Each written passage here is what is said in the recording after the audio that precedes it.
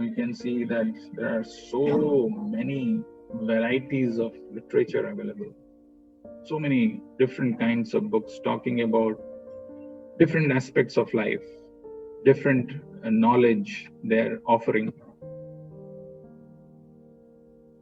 Bhaktivinoda Thakur, our Acharya, actually he comments that if all the books in the library, without any single exception, all the books in a library, in not just one library, in the entire libraries all over the world, if they get burnt for some reason, there is no loss as long as we have Bhagavatam. It's such a powerful thing. And it is not spoken by some ordinary people. It is Bhaktivinoda Thakur. And this is not some blind, statement or fanatic statement without any rationale. Actually, there is a strong rationale, very strong. Bhagavatam is one book. If we can develop a little taste for Bhagavatam, it has got everything, every single thing that we want to know is there in Bhagavatam. Let's step back and see any book that we read. Why do we read that? What is the purpose of reading a book? The purpose of reading a book is basically for two things. The purpose of book is, it will give us some knowledge. And with that knowledge, I will do two things. Atyantika Dukha Nivrati and Atyantika Sukha Pravrati.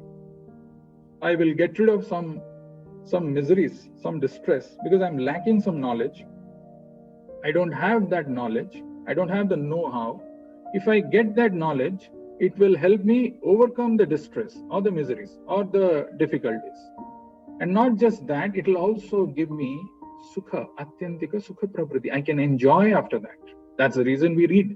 A child goes to a school, he goes through so many curriculum, learns so many things so that he becomes eligible, so he becomes qualified to earn his livelihood, to get some money and live happily. At least there is a promise.